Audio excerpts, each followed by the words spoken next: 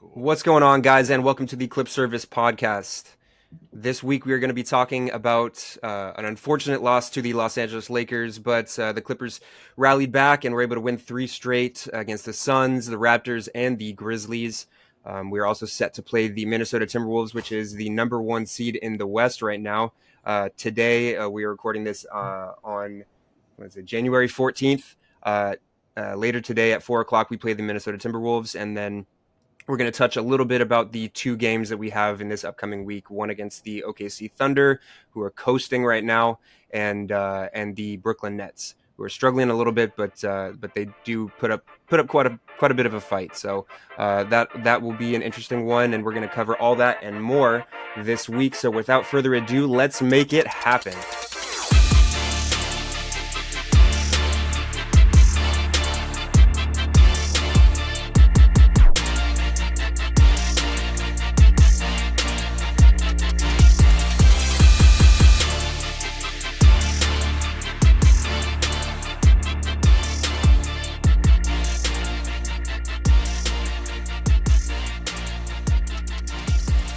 What's up, Clipper Nation? And welcome to the Clip Service podcast. You can find us on Spotify, Apple Podcasts, Deezer, Amazon Music, YouTube, and we're even on Twitter and Instagram at Clip Service Pod. I'm Rolla. I'm here with my new drip Clip Service and the new chain. If you hadn't noticed, Iced out. Iced out. Yes, sir. And these are my co-hosts, Nick and Connor. Nick, take it away, man. What's going on, everybody? Hope everyone's having a great week, a fantastic and restful Sunday, which is when we are recording this currently. How's your guys' week been so far? It's been good, man. Enjoying Clipper wins, enjoying the new year, and that's pretty much it. Yeah, all right. Eventful week for Rolla. What about you, Connor? Just working, chugging along each week, enjoying the new year, just like Rolla said, but trying to stay healthy. Everybody's getting sick. So That's true. For those of you that care, I was sick No, we don't all care, this bro. last week. I don't know if you guys don't give a fuck, bro. I don't know if you guys were able to hear that on last episode, but I was starting to get a little congested, and between that time and this time, I was going through it, guys. I was blowing my nose and coughing, and I was a mess. I felt like shit, but we're back and we're healthy. I'm off the injury list, and I am cleared and ready to play. So, let's get into it, guys. Let's jump right into what's going on, the segment where we talk about what's going on a little bit throughout the league. Connor, let's go ahead and get into that. Yeah, sure thing. So just a little bit of a recap before we go into our usual spiel about the Clippers going into the next week. But let's talk about the Bucks and the Celtics. Bucks destroyed the Celtics 134-102 on Thursday. They did. First of all, crazy game. I tuned in in the first half, and I noticed that they pulled out their starters within the second quarter. So that's just bizarre.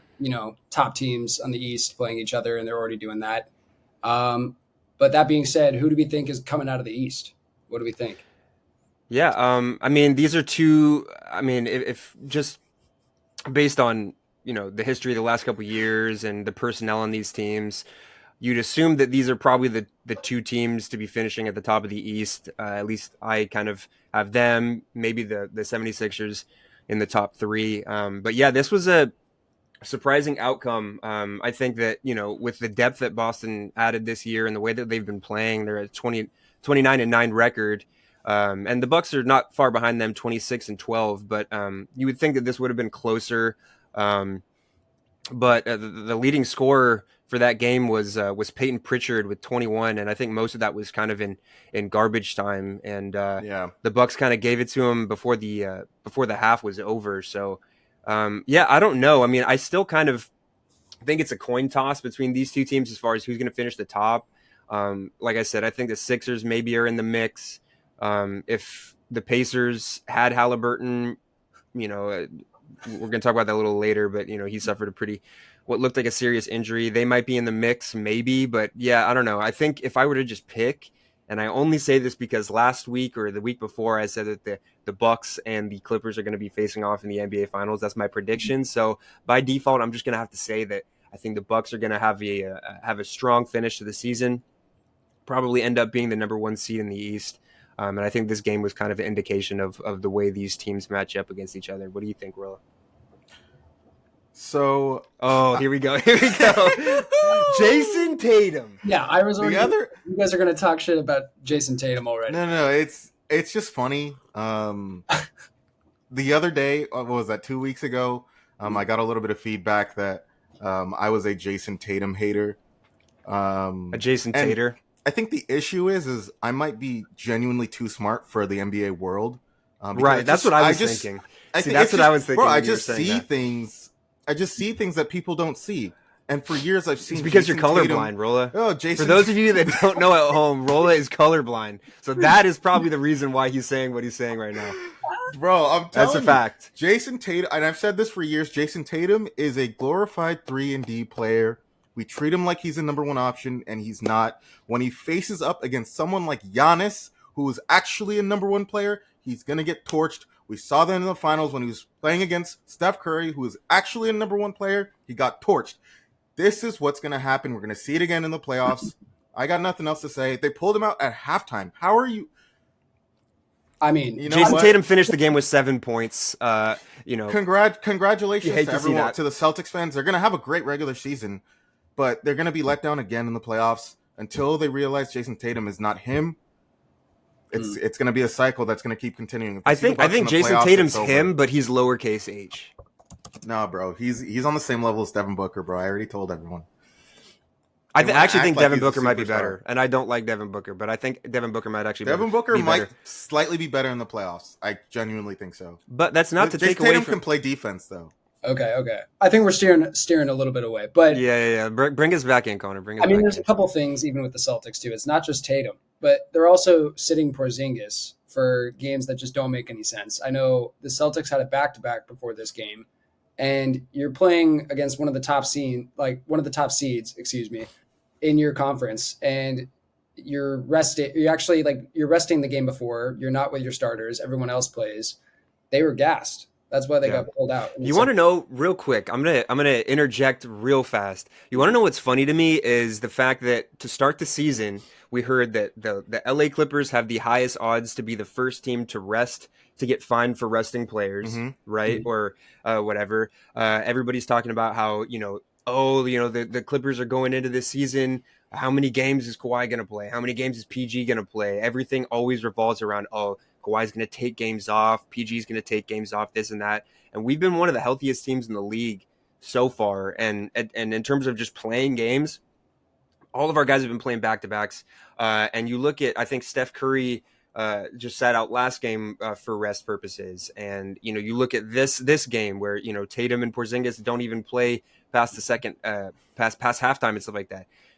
Things are real quiet now that other teams are starting to rest their players. They didn't play past halftime because they were getting torched. Yeah, that wasn't but I guarantee they genuinely just couldn't come back. Listen, bro. I guarantee if that had happened if we were the team to do that, we would be getting lit up for it. Kawhi wanted another excuse to rest. This and that. He couldn't carry his team to be competitive going into halftime, so he just took the game off. Like, he's probably out, went back home, watching TV, stuff like that. I just think it's funny. I just think it's very funny. Anyway, Connor, take us to the next topic, because I can talk about this for... Yeah, let's not get into that. Yeah, but I think all in all, it'll be a tough competition to see who comes out on top between the both of them, for sure. I agree. I don't think the East is as stacked as the West is, but... Not nearly. Not nearly. Yeah, which is and great. Definitely the Sixers aren't making it, bro. They suck. Yeah, that's not true. But continue. I think let's not get into Giannis is worse than Tatum, bro. If you ask me. But let's okay. Or sorry, not Giannis. Sorry, I meant Embiid. Embiid is worse than Tatum, if you ask me. Giannis is nobody asked you. Giannis is a champion, bro. Giannis is a champion. Let's not get into him, but well, aside from load management, load management, though, let's talk about injuries. Ja out for the rest of the season with a shoulder injury. Crazy. Came unexpectedly, kind of out of the blue. Marcus Smart too. Yeah. Marcus Smart like injured his finger celebrating a 3-pointer or something like that. He just held it he up. dislocated his thumb or his finger. Yeah. Yeah, he just held it up and he's like, "Oh crap, I'm out." Yeah. Yeah. But Halliburton's out for at least like quite a while. Yeah, that's Evan tough. Mobley's been out for weeks. Luka's been sitting kind of more frequently recently. There's a lot going on. So I don't know how much that ties into load management, but I have another question for you guys. Are the Okay. Clippers one of the lucky teams so far in the league in terms of health? And if we say that, are we cursing ourselves or are we, kind of going into wishful thinking? What do you guys think?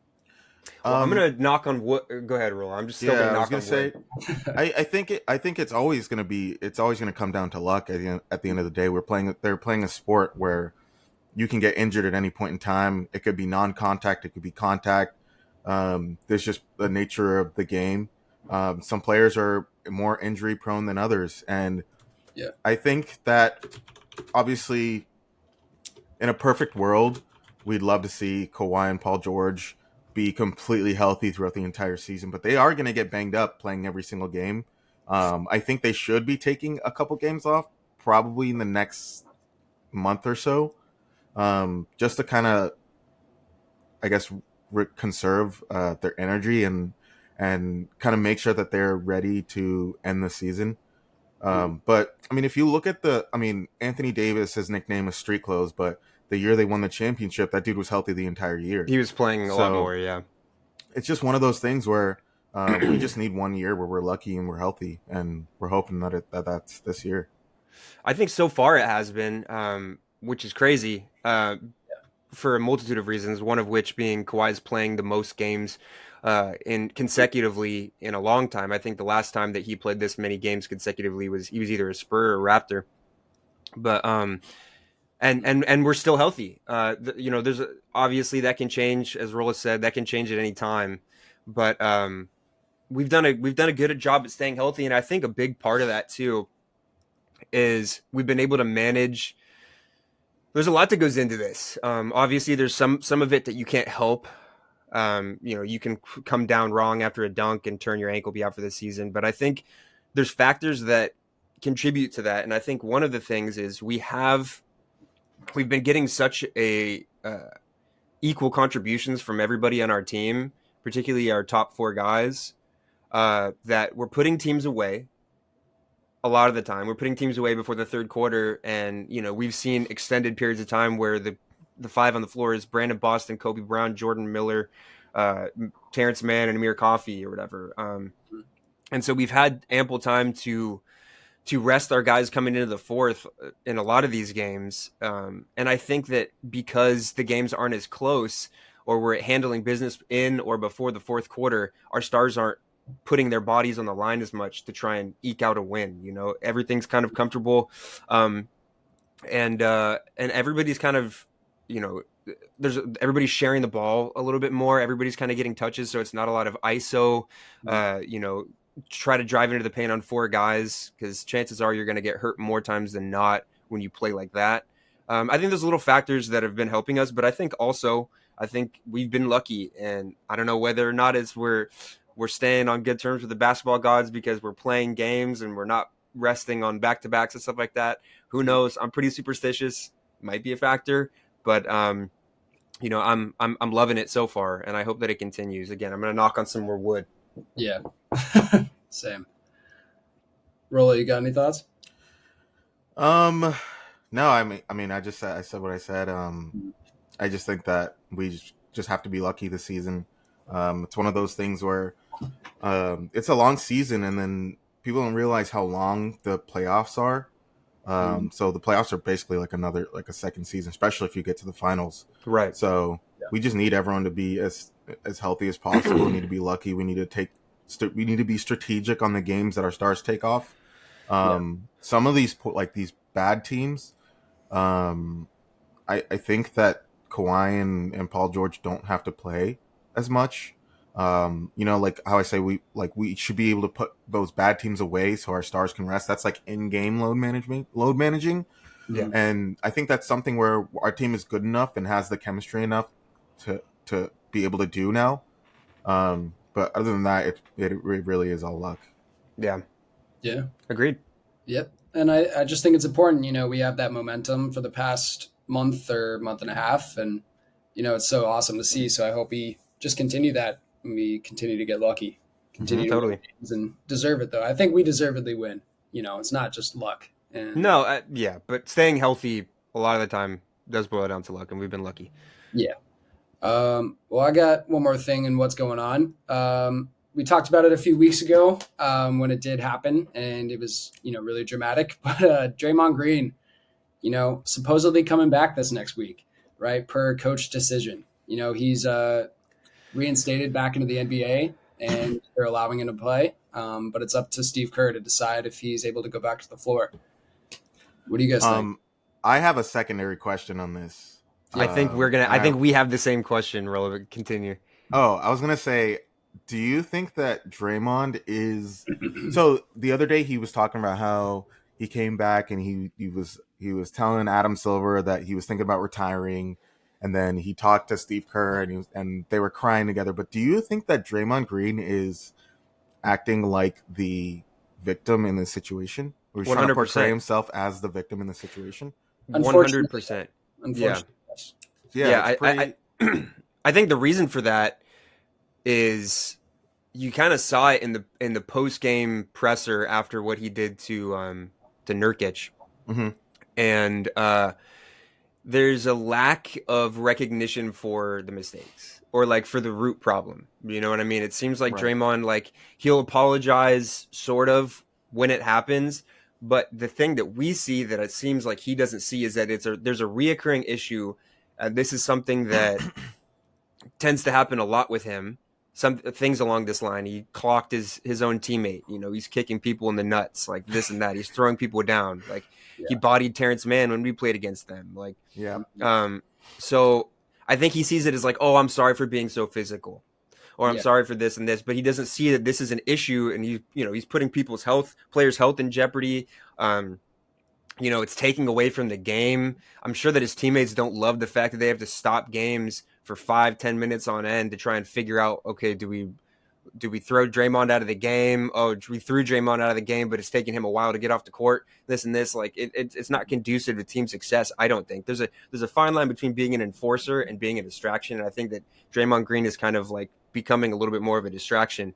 And Steve Kerr's always having to justify it, and because he's a player coach and he's going to look out for his guys, and so yeah, I don't know. I also am not sure that he's gonna be better when he comes back. I'll believe it when I see it, but like I don't know. I think that the league should have cracked down on this kind of stuff years ago. And I don't mean like suspend him for every time that he yells at the refs or anything like that, but like with Draymond, you can see it coming from a mile away, like when he's about to do something idiotic, or like the game's starting to trend in a direction where, okay, like the Warriors are down, they're getting beat, like Draymond's about to do something. Yeah. I don't know. I'll believe it when I see it, but I'm part of the camp that doesn't necessarily think that he's gonna have turned any corners when he comes back. And I don't know. I think I give it about a month before something else happens, and then from that point, who knows?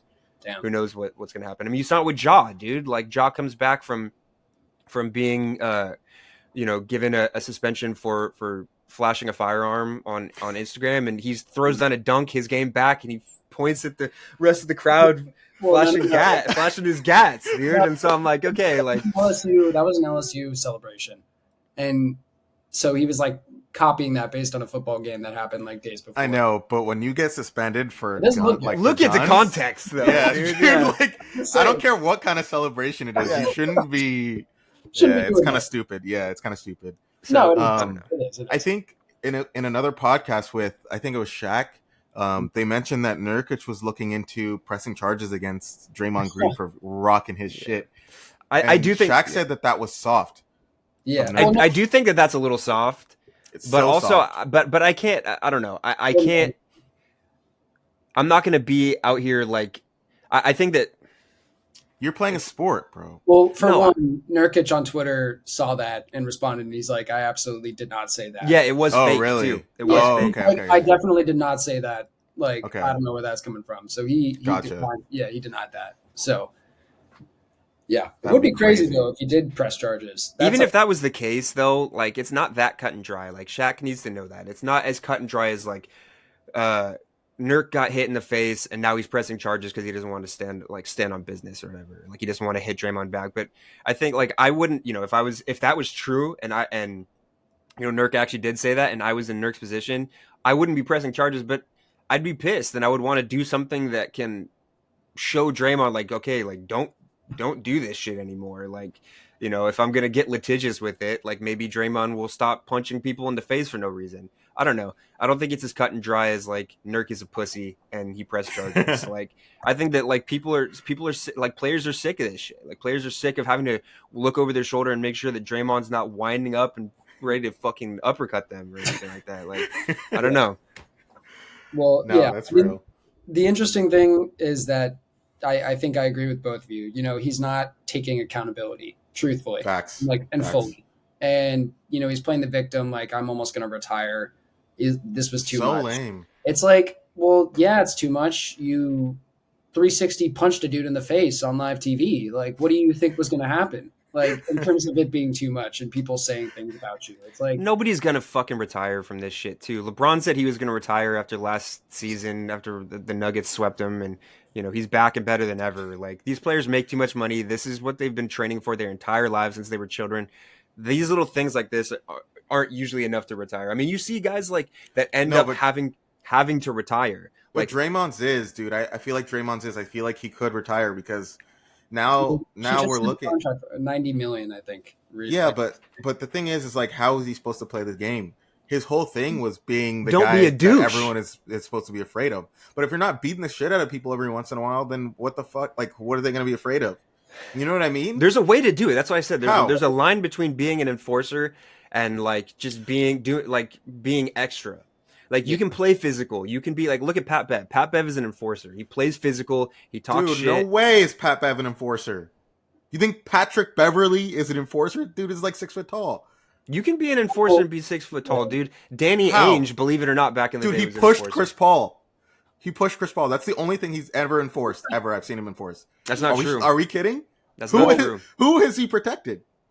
I mean, we all know Pat Bev's defense is like He's protecting the streets of Chicago, dude. He's putting he's speaking for his city. Bro, he's just a kid from Chicago. As can you believe as that Anthony Davis, soft as, came from the same streets that Pat Beverly came from? Yeah, he probably came from a couple streets down. Yeah, from the burbs, bro. Yeah. Anyway, yeah. I don't know, Draymond. Yeah, we'll see. It remains to be seen. I also don't necessarily think that he's going to be back in a week. I think that a lot of this stuff is optics. I still think that there's a lot of unfinished business between Draymond Green and the rest of the team. The Warriors aren't playing well. I think they're like the 9th seed, 10th seed, or something like that. And so, I mean, people are probably frustrated and I don't know. Yeah. We'll see. I mean, I personally think that they need him and they need somebody like him back in the lineup. And he's been, working out and trying to get back in shape this past week. So I think it's probably likely that he comes back, but it'll be interesting in future episodes of ours talking about Draymond and seeing how he does. Yeah, this is not the end of this. Not at all. No. But I think this might be the end of this segment. Yeah. We do have a handful of games to cover. The first of which being the unfortunate loss to the team across the hall. The last couple games that we played against these guys have always been or have been pretty good, pretty competitive. And this one wasn't any different. The Clippers overall had a pretty bad game. That was one of the worst games that we've had in like probably like a month and a half. And it was unfortunate because it came against a team that we really, I can speak for most of Clipper Nation, if not all of Clipper Nation, that, beating the Lakers is usually at the top of our list of things that we like. So, this wasn't a great game for kind of everybody across the board. PG kind of had a stinker of a fourth quarter. It sucks because Zubats actually was probably our best player. Zubats had a monster game with 19 rebounds and 22 points. Can't say enough about how much Zoo's been elevating his game. This wasn't a bad game from Terrence either. The box score doesn't really show it, but he was 2 for 3 from 3. We're going to talk about that a little bit more as the show goes along, but I've loved the fact that Terrence is shooting more and making more, and he's a little bit more efficient from behind the arc. But yeah, I mean, Kawhi had 15 points. Harden had 15 points. Both of those guys didn't have a great game. 6 for 17 from Kawhi. From Harden, 4 for 13. Didn't get a ton of production off the bench aside from Norman Powell, who had 14 points. What did you guys see from this game that that you guys didn't like? Let's start with that. I so I didn't really think that this game was. I wasn't. I was expecting us to win, but I didn't think it would be that easy because the Lakers, or at least we saw in the last matchup with the Lakers, they really want to beat us now. Because I guess before the last one, we had beaten them like something like 20 something times in a row. So they are kind of, they have our number the way we had their number previously. So I was expecting this to be a difficult game. I knew that they were going to come in with the game plan to obviously shut down Kawhi. He only had 15 points, and Paul George is someone else that they try to shut down. But I don't think Paul George had a terrible game. But overall, we were in the game basically the entire game. And then at the end of the game, Norman Powell missed that very, very close three that hit the rim of I guess hit the rim. It went down like halfway and just rimmed right out. I don't think this was I mean, obviously we didn't play our best amazing game, but I think the Lakers came into this game like this was a playoff game type situation, and they were ready. And I don't think we are. And the Lakers are not a good team, so them being ready for us is beating us by 3 points. So and I don't think the Clippers had the same mentality going into this. But it's kind of disappointing because obviously it's the Lakers and we always want to beat them. But for us to have been halfway down a basket to at least going into overtime with this Lakers team who really, really wanted to beat us and have to be winning at this point in time. So that was kind of my thought process throughout this. Mm-hmm. Yeah. What about you, Connor? I mean, at least with this week with the Lakers, I was going to touch on it when we talk about the Raptors game. But the Lakers, I don't know, in terms of refereeing and officiating and the calls that they've been getting, I know that's kind of been in favor of the Lakers this past week, especially in my opinion. Happens every season. Yep. But that's neither here nor there. I think, we will encounter these types of games where we just kind of lose by a small margin, or, we just can't quite get to that point where we're easily winning. But then we win 3 games in a row right after, which I think is important and even more important. So, and we beat the Suns. I don't know. Are they healthy right now? All of them? Well, when we played them, they had KD back. Yeah. They didn't have KD prior to that for a while, but so the Suns were healthy when we played them. I don't think they have any new injuries on the injury report. Real quick with the Lakers, I agree with what you said, particularly Connor. And this game sucked. It always sucks to lose against the Lakers. I'm not trying to hate, but there's competition, battle for LA, whatever. We've had the better record as of recent, so those games mean a lot. To Clipper fans and everything like that. But, I was upset for 10, 15 minutes afterwards. But, if you contextualize it, as like both of you guys said, we were one bucket away from tying it and sending it to overtime. We had one of the worst games that we had in a while. Yeah. And it was still only a 3-point game. And then, really it was just a matter of looking to next game, to the game after that, and making sure that we bounced back, and we did, which ended up being a 138-111 victory over the Phoenix Suns, who did have KD back, as we said before. Did you guys want to run through the box score of that one real quick? Yeah. So for me, I thought this was an amazing game from all our stars, from all our starters, from everyone on the bench.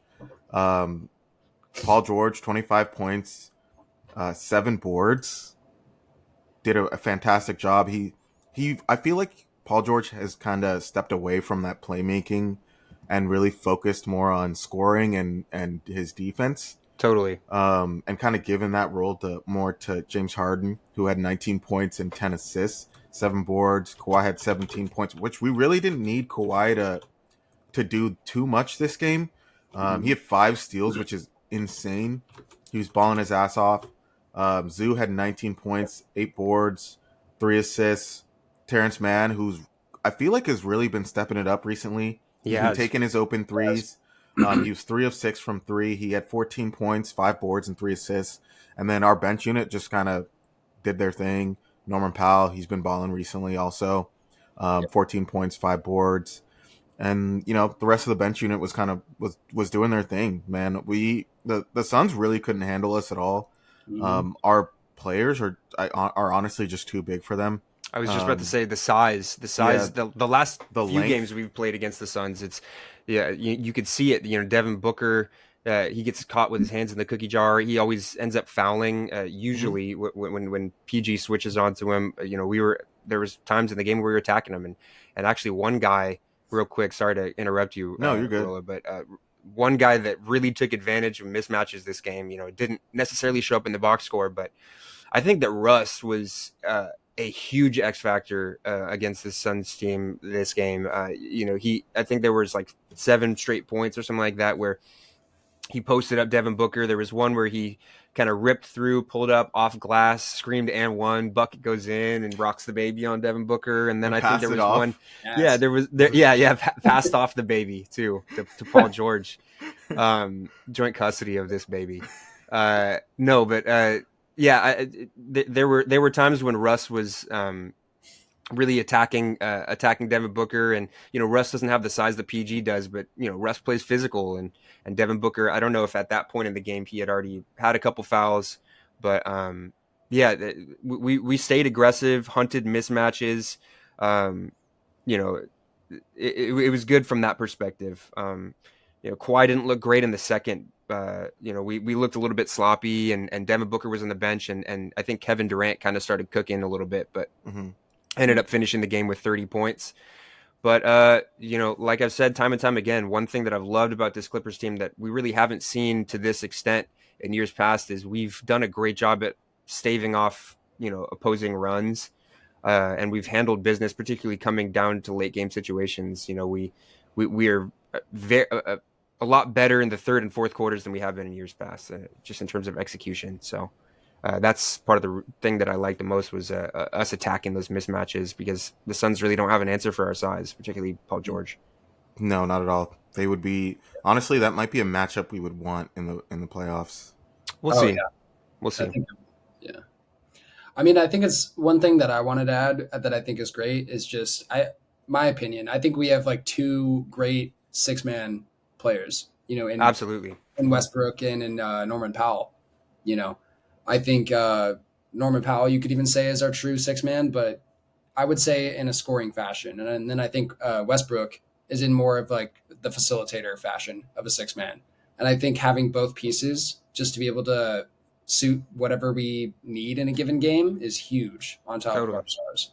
Yeah, and Russ is one thing. One thing to add on that is, Russ is having one of his best defensive seasons of his career. I think he's still in the top 10 in players when in terms of holding them to a low percentage when he's playing one on them. Russ has risen to the challenge of filling a specific role.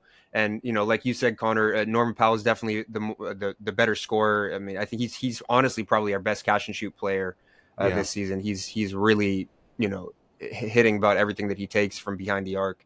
But I agree. Russ kind of gives us more of a. I actually tweeted it out about a week ago, but when you have a team that has all these stars, all these big names, particularly guys that a lot of the fans in the NBA don't really care for, Kawhi Leonard, Harden, PG, they get a lot of shit for various things, sometimes rightfully so, sometimes not.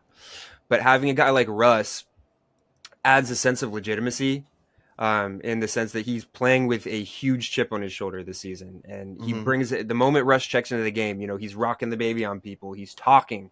He's grabbing rebounds over 7-footers. Like, he gives you the legitimacy and the edge that you need when you have a team full of stars, and a team full of guys that kind of have this aura.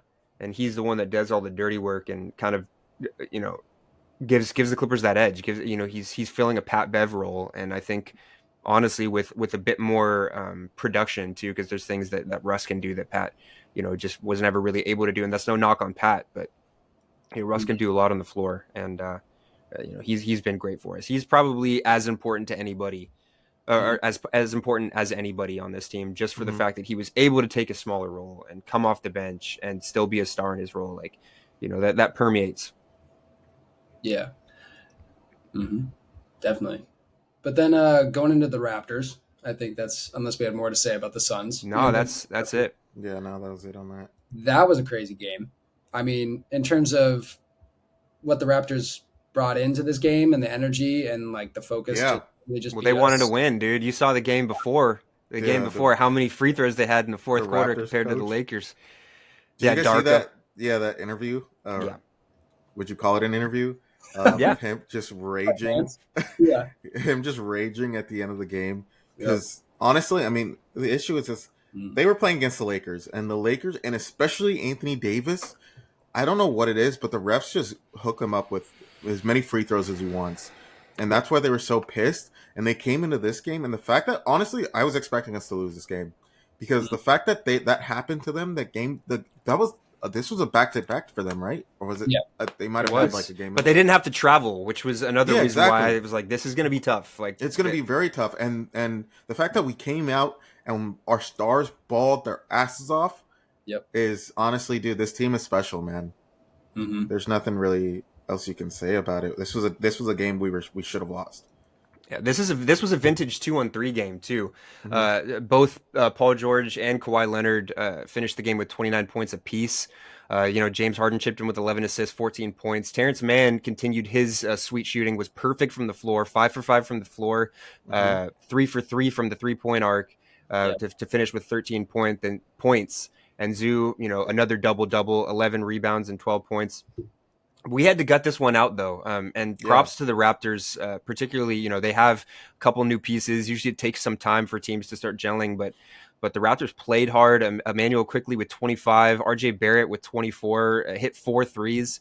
Dennis Schroeder chipped in with 22. Like, they got some production from some of their guys. Gary Trent hit a couple big shots. This one was a dogfight, and we were able to get the win, which is really all that matters. And a big part of that was a great 2-1-3 performance. Kawhi Leonard 10 for 18, 29 points, and then Paul George 12 for 22 for 29 points, 5 threes as well from Paul George. He's really shooting that thing up to his averages. But yeah, this one was tough, and I honestly agree with you, Roll. I didn't think that didn't think that this was going to be easy, and I thought that there was a chance that we might lose just because of what coalesced last game. They were pissed. They wanted to win. They didn't have to travel. They were rested-ish as far as like being able to, go straight to the hotel, get some rest, and then just not have to fly or anything like that. But this one was a tough one, and props to the Raptors for really gutting this one out and giving themselves a chance to win or tie, send it to overtime. Yes, cool. Did you guys have anything else you wanted to touch on, or we can just coast right into the Grizzlies? Let's coast right into the next one. Let's coast.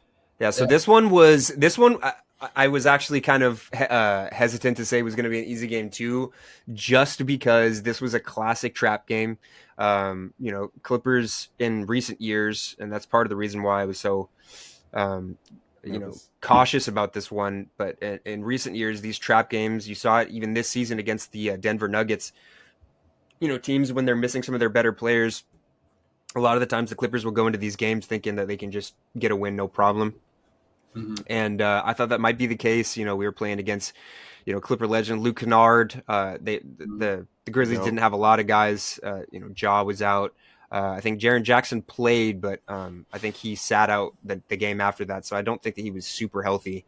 But yeah, they were running a lineup of Desmond Bane, Vince Williams, Luke Kennard, Tillman, and Jackson. So they were pretty thin, and that kind of had me kind of cautious for that reason. But we ended up taking a pretty decisive win, 128-119 in Memphis.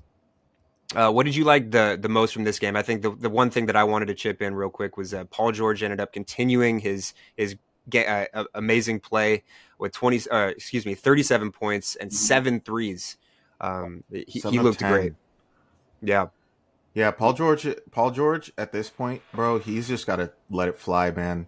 He is so like when he locks in on his threes, he's so lethal, and Mm-hmm. that opens up the space for him to get into the paint. But Totally. for so long, he had been, I don't even say obsessed, but he had been like, he'd been trying to get everyone involved, trying to like pass, trying to be that facilitator. And he never really got to just be him and just be a scorer. And I think Right. now we're seeing him as just a scorer. And this dude is basically unguardable. It's unreal.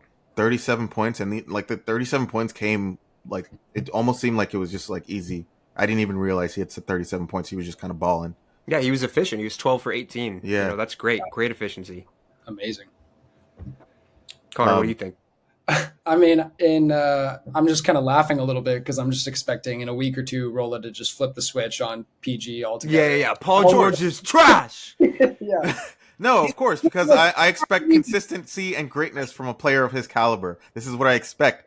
This is the lowest bar I expect from him, bro. The lowest bar of 37 points. I told you, dude, he's the most talented player in the league. Did I not tell you that he was better? That he could be better than Jokic? I'm trying to tell you, bro. You did But try and go tell. on. You did try and tell. Yes. I'm trying. But no one wants to listen. But go on, Connor. I mean, didn't get a chance to see this game, but I think it's obviously good that we won and we secured another dub against a team that's stretched very thin. And rather unfortunately, I kind of wanted to see the Grizzlies like succeed, not against us, but just in the league in general, and having Ja back and having Marcus Smart and having all their pieces fit. So, we'll see what happens to them for the rest of the season. Yeah, I don't think it's looking good. They're screwed, I don't think it's dude. looking good in Memphis, but you never know. In Luke Kennard we trust, I guess. I guess it'll have to be. And Desmond Bane, don't discredit Desmond Bane. Desmond Bane's a fantastic shooter. We've seen him step up when Ja's been out, but yeah, I think that this season might be cooked for the Grizzlies. We'll see. But one last thing I wanted to touch on. With this game on the Clippers side is, we didn't start out the game great. The first quarter wasn't fantastic besides, pretty strong first quarter from Kawhi. But the second quarter, we came out strong. Amir Coffey had a monster second quarter, ended up finishing the game with 13. I think our bench actually kind of brought us back into it, kind of woke everybody up. Russ had 12 points. Him and Amir kind of did their thing. Norm, a little bit of a quiet night from Norm, 11 points, but he was a plus 11 in the plus minus. I think our bench kind of gave us a chance, like, okay, guys, wake up. And I think that bodes well for Paul George. I think Paul George operates well when he has external direction, right? Like, someone else is kind of rallying the troops, giving that burst of energy. And I think Paul George kind of followed suit. And right. It was kind of everything was in the rear view from that point. But yeah, I love what I've seen from Amir. One thing that I will probably touch on before we close out the show is I've heard that the Clippers are still looking to maybe add a 4 or a small ball 5 to come off the bench. I'm wondering if Amir isn't part of a future trade, what his minutes would look like if that does coalesce. We'll get into that later, but so far I've loved what I've seen from Amir. Kobe Brown did a pretty admirable job when he was slotted into that backup 4 role, but he's just not quite ready yet. And we know that we can get consistency from Amir. So he's been great, and he's risen to the challenge. Great win overall, 128, 119. These 3 games were super important because we did take a demoralizing loss to the Lakers. This was one that we could have just kind of hung our heads on and lost the game against the Suns. Kind of went into a little bit of a skid, but we rallied back and won 3 straight, and we have another streak to build on. This has been a season of positive streaks for the most part, besides one really bad one, 6-game losing streak, but it's been all up since. So this one was great. If you guys don't have anything else to say, I think let's get right into a game that we're going to see in a couple of hours. Like I said, we're recording this on the 14th of January, and at 4:00 p.m. we will be playing the best team in the West, the Minnesota Timberwolves. This team's been great defensively, been kind of middle of the pack offensively. But they're being spearheaded by a fantastic season by Anthony Edwards. They're getting good production from who will probably end up being the defensive player of the year with Rudy Gobert. Karl Anthony Towns is probably the best shooting big man of all time, and he's having a great season. Mike Conley's healthy. Of all time. Yeah, I think that Karl Anthony Towns is probably, just from a percentage standpoint, just how comfortable he looks shooting the three. I would say that Karl Anthony Towns is probably the best shooting big man of all time. But basically, whether or not that is true, they are playing very, very good basketball, and this one's going to be a challenge. They have a ton of size. I think one guy that I'm looking for to have an elite game is Ivica Zubac.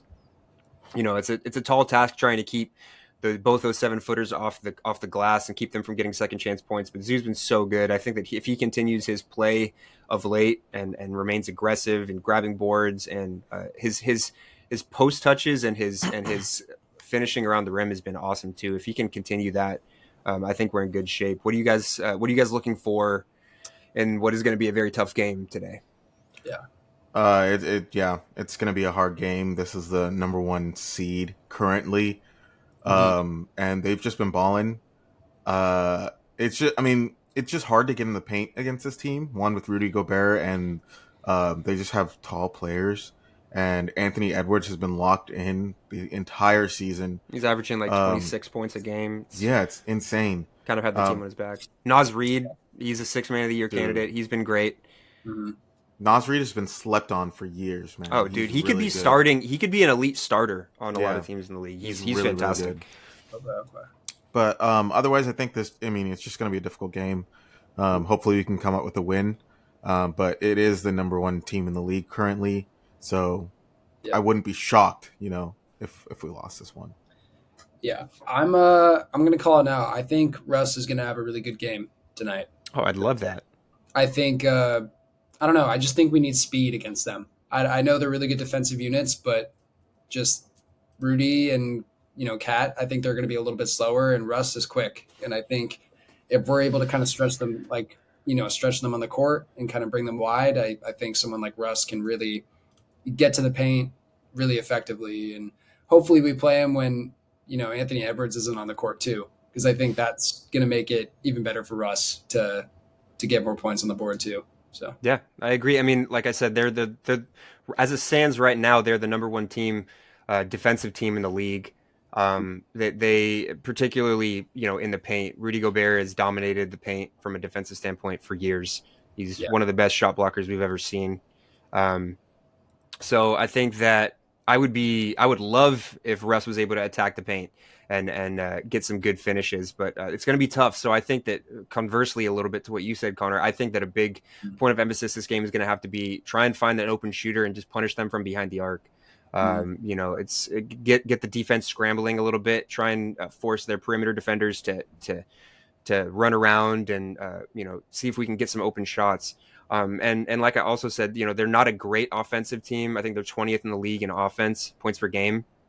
So if we can just take advantage of that and keep them from going on scoring runs, like I said, Zoo is going to have to be a big part of that, because like we always say, whenever we play against teams that aren't great offenses, one thing that you have to prevent is second chance points. So I think that if Zoo can keep those big guys off the glass and keep them from getting second chance points, we'll be in good shape. I do think that we'll win this game. I do think it'll be a close game. I would say that we probably pull out the win by 4 or 5 points. We'll see. It's an earlier game too, so hopefully the team, after having a couple games off, it comes in and is ready for the challenge. Yeah. Let's jump real quick into what's going to be a light week. This upcoming week, we have 2 games, one against the OKC Thunder and one against the Brooklyn Nets. I think both are at home. Let me just double check. So yeah, it looks like Clippers hosting Thunder and Clippers are hosting the Nets. Yeah. Okay, perfect. Yeah, so both are going to be at home. The Thunder prevent obviously more of a staunch challenge than the Brooklyn Nets. Obviously, we can't discredit the Nets. They beat us before this season. They do play hard. There's one player on that team that I'm going to be talking about in about 5 minutes. But yeah, I think up against the OKC Thunder, you just got to cut the head off the snake. And I would say try to throw doubles at Shea if you can. Get the ball out of his hands. Try and force him to pass to guys like Chet. Chet's having a great year, but if you can get the ball out out of Shea's hands. Connor has him as an MVP pick, and honestly, it's becoming more and more apparent that Connor might be right. He's averaging 31 points a game. He's also leading the team in assists and steals. Just make sure that he doesn't get easy buckets. He's a tough shot maker, but don't let anything come easy for him. I think, and we'd probably be in pretty good shape. They're still a young team. This is a team that if you come out swinging and punch them in the mouth early, you can put them away early. Just don't let them get the confidence. I agree. I think that this should be, I don't want to say an easy game, but this should be a team that we are able to handle. We have the experience. We have the players to shut down Shea. This dude used to play for us. Like, he played alongside, a lot of our coaching staff, and I don't know, was he?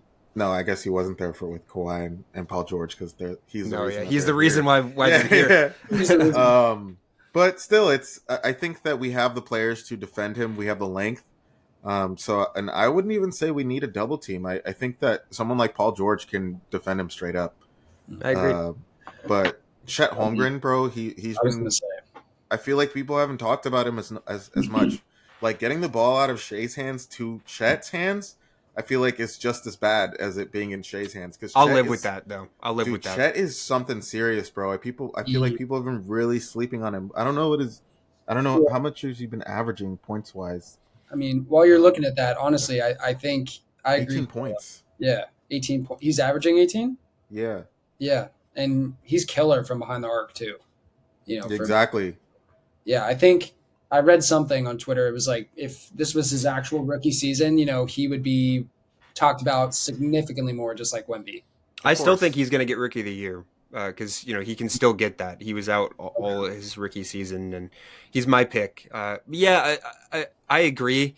You got to watch out for Chet. But the thing is, with a team leader and a leader that has as much aura as Shea, when he's coasting and when he's drawing all the attention, a lot of the times, particularly with a young team, those guys follow suit. I think that if Chet were to be the one commanding all the attention, I don't necessarily think it has as much of an impact as far as an energy burst as it would if their go-to guy was cooking. And I think you feel, particularly when you're a young team, you feel a little bit more unguardable when your de facto leader is the one that's cooking. So I don't know. We'll see. I think this is one that we can win. Really, my biggest worry is the Timberwolves game. This is one I think that we can pull out. Connor, do you have anything else to touch on with this, or do you want to just hop right into the Nets? No, I was honestly just thinking about the Nets game as you were talking about it. So this one's also going to be at home. I'm not particularly worried about this game, but again, it could be a trap game.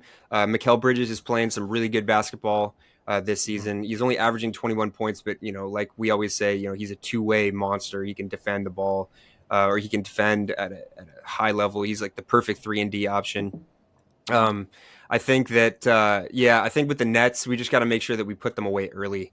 I don't think this one's going to be as much of a challenge all the way through. So as long as we can handle business early, I think that we would do ourselves a big favor. I don't think that this game will be close like it might be against the Thunder. They're kind of middle of the pack all across the board, 18th in points per game and 17th in opponent points per game. So they're kind of middle of the pack defensively and offensively. Mm-hmm. Just don't let them hit timely shots. Dorian Finney-Smith, regardless of whatever team that he's on, whenever we play against him, he always tends to hit big shots against us, and that's actually something that I wanted to touch on real quick. I heard on Twitter, I think per Zach Lowe on the Low Post podcast, which is a great listen if you guys want to listen to somebody talk like legitimate basketball takes and everything. But he said that he would be surprised if the Clippers didn't get a call or send a call towards the Brooklyn Nets and ask about the trade value of Dorian Finney-Smith. He feels that the Clippers are still looking to add one more piece to provide some depth at the 4 or at the small ball 5. I'm not really sure who you would trade away. I think, at this point, I don't want to give up too much. I think, something in the ballpark of Mason Plumlee and PJ Tucker and maybe a second round pick. If that can get it done, I don't think it could for Dorian Finney-Smith. No. Dorian Finney-Smith is shooting 40%, I think like 5 or 6 attempts a game. He's really having a great year from behind the arc. But that's one thing that I'm looking for. And we'll see if in this game maybe he takes a couple extra threes and ups his trade value a little bit. That's one thing that I'm looking for in this game. What do you guys think? I think this should be. I don't really even have too much to say. I think this should be a game where we put them away pretty quickly. We played them once already. We did, and we lost. Season. It was a bad game. I think it was part of our 6-game losing streak or whatever. Oh, fantastic! But we're not that same team, baby. We're not that same team anymore. Team. I think this should be an easy game. Honestly. What about you, Connor? I agree. I hope we put him to bed early. But in terms of the trade and getting Finney-Smith, I think it would be cool. I think it would be a nice add to our team. I just hope, like you said, Nick, we don't get rid of anybody. Yeah, don't mess with the chemistry too much. Or even future picks, because who knows what's going to happen in the future in terms of, who we have currently on our team and picks or whatever. Forward. Picks are overrated. Come on. All right. But as long as we don't get rid of anybody that actually has a future for our team. I agree. I agree. Totally. Maybe we can get it done. Maybe we can't. Maybe we see Dorian Finney-Smith have a purposefully bad game so that he can lower his trade value so that we can make a trade for him. Snatch him. I'm going to be watching this game very close. But yeah, hopefully we end up taking, I think, two games or 2 wins in a row is not too much to ask for. Really, like I said, the Timberwolves game today is the one that I'm looking for the most is in terms of whether or not I think we'll pull out the win. So, yeah, I think that pretty much does it for the team previews or for the game previews. I don't think that there's much to talk about outside of what we already said. Let's get if you guys are okay with it, let's get into hot take, shot take to close this one out. Let's do it. Are we ready? Yeah, we're ready. All right, let's make it happen, Rolla. You start us out. All right, let me grab my tequila really quick because I'm gonna have to take. He's got it this time. It's not hot sauce anymore. Okay. Give me 1 second. Connor, you got one? I can go grab something too. All right. Well, hold on. I'll be back. We're going to take a quick break. When the boys are back, we are going to be ready to get into hot take, shot take. All right, guys, we are back, and the boys have their drinks of choice. Rolla, let's take it away. Let's start this hot take, shot take off right with the hot take master himself. All right. My hot take doesn't have anything to do with the Clippers, although we would love to have this certain person at some point in time. But my hot take I don't like this. My hot take is Steph Curry will retire at the end of this year. Whoa. I think that let's elaborate a little bit. I'll elaborate. I think that Klay Thompson is cooked completely. I think Draymond Green is going to come back. I think Draymond Green cannot be Draymond Green if he's not a fucking asshole. That's true. It kind of comes with the territory. It literally comes with him being the Draymond Green. Mm-hmm. And I think Draymond Green is going to do something again. Like we said earlier, I think Draymond Green is going to do something again. Draymond Green is going to basically, I think Draymond Green's career is over at this point. Klay Thompson is cooked. Steph Curry, I don't think he would want to play for another team. So I think he's done at the end of this year. That's crazy. How old is he? He's getting up there. He's like 36, 37. Yeah. Oh, I didn't even think he was that old. Oh, I think he's 35. No, I think he's 35. I'm saying 36, 37. How about that? I'm saying 35. How about that? He's 35. Is he 35? Okay. 35. Yes, okay. Sir. He's probably going to be 36 in like a month. Watch. Yeah. All right. I'm taking my shot. And my secondary is if he did want to continue playing basketball, I don't think he's going to play on the Warriors because I think the Warriors are finished. But if he did, I would love to see him on the Los Angeles Clippers. Where is he going to fit, bro? If we don't win the championship this year, I think everyone is on the table to be, obviously other than Kawhi since he just got re-signed, but I think everyone is on the table to be traded for Stephen Curry. No. Okay. All right. Let's move on to the next fucking take, please. Down the hatch, Rolla. There we go. Connor, what do we got? Wow. Rolla took his first actual shot this time around in hot take. Yeah, he's been dodging it. That was a brutal one. Welcome to the club. I don't have a true hot take this week, I would say. I think my other one previously was about, Shea being MVP, but I could see out of the people on a roster that could be moved or could be traded away or even waived, I think Bones Highland is on the top of that list. I mean, if we waive Bones Highland, I'm burning the whole Staples Center down. I mean, we don't need that. We don't need that shit anymore. Anyways, no. Burn it yeah, down, baby. I could see. It would break my heart, but I could see that possibly, kind of maybe in the trade that I mentioned earlier for Dorian Finney-Smith, depending on how stubborn the Nets are. If we do end up going after a guy like that, maybe Bones Highland is a part of that trade. I still think that having Bones Highland under contract here with the LA Clippers is super important. I think that he is, such a big part of this team's future. He's young. He likes playing here. He's been such a good, positive energy off the bench, even when he doesn't get any playing time. But, the Clippers have shown before that they are willing to make those gutsy trades and part with guys. So I don't know. I don't hate it, but I don't love it. I mean, I don't love it either. I think Bones is a good player. I think he even did well when he was on Denver. We just haven't played him. Yeah. And if he does, he just isn't doing what we need him to do. And maybe that's just kind of a beginning portion of his career with the Clippers. Fuck. And it's got me scared, dude. This hot take's got me scared. Did you take your shot, Connor? I wasn't watching. Oh, I did. Yeah, you guys were talking. No, I did. It's on camera. Don't worry. It's on camera. What shot you get? What shot you have, Connor? Tequila. So let's see you. Yeah, all I had was some Svedka. I don't know if the viewers at home saw me pouring up and making a mess. I'm not looking forward to it. But Connor, was that it for your shot take or for your hot take? Yeah, that's all I really got to say. But Nick, talk your shit. Go let's hear it. Let's hear your. Okay, so mine is along the lines of the All-Star game this season, All-Star weekend, which if you guys are listening at home, make sure you are voting for our boys. Russell Westbrook, James Harden, Paul George, Kawhi Leonard, vote Ivica Zubac's in there, vote Kobe Brown, bro. Amir Coffee. Vote anybody, dude. Yeah. Anybody. Maybe not Josh Primo. We'll stay away from now. He might pull something out. Yeah, he might be. Yeah. He might have a surprise at the All-Star weekend. But so get out there and vote. Your voice matters.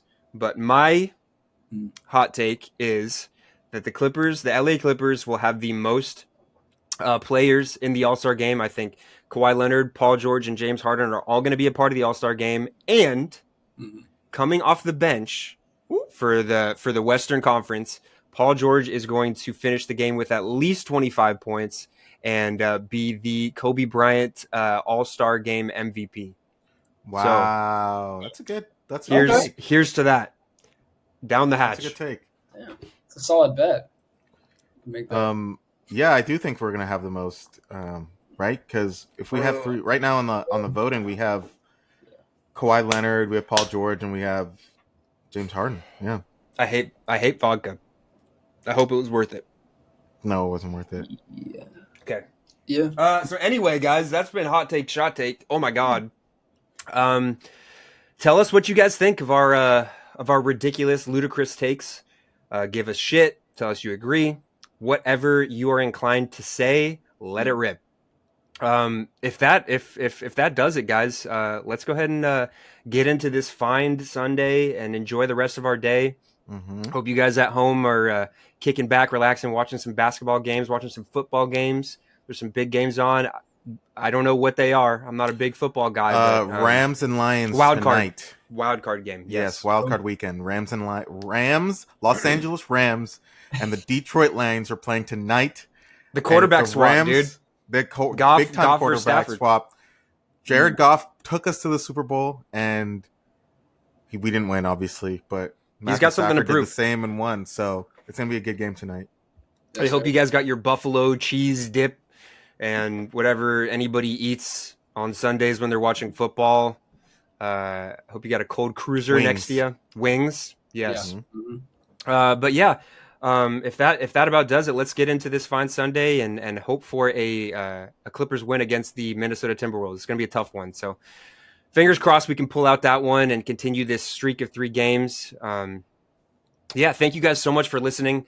As Rolla said at the top of the show, you can find us on YouTube, Spotify, Deezer, Apple Podcasts, Amazon Music, Google Podcasts. I think you can find us on, and then get at us on Twitter at Clip Service Pod. We have an Instagram page now. Give us a follow. Please, please, please let us know what you guys think of the show. Give us a 5-star review wherever you can. Comment, subscribe, the whole deal. Tell us we look ugly. Tell us we look handsome. Whatever you want to say, let her rip. Thank you guys so much for tuning in. And until next time, we at the Clip Service Pod appreciate you. So without further ado, let's go Clips. Go Clips. Thank you guys. Let's go Clip Nation. See you guys.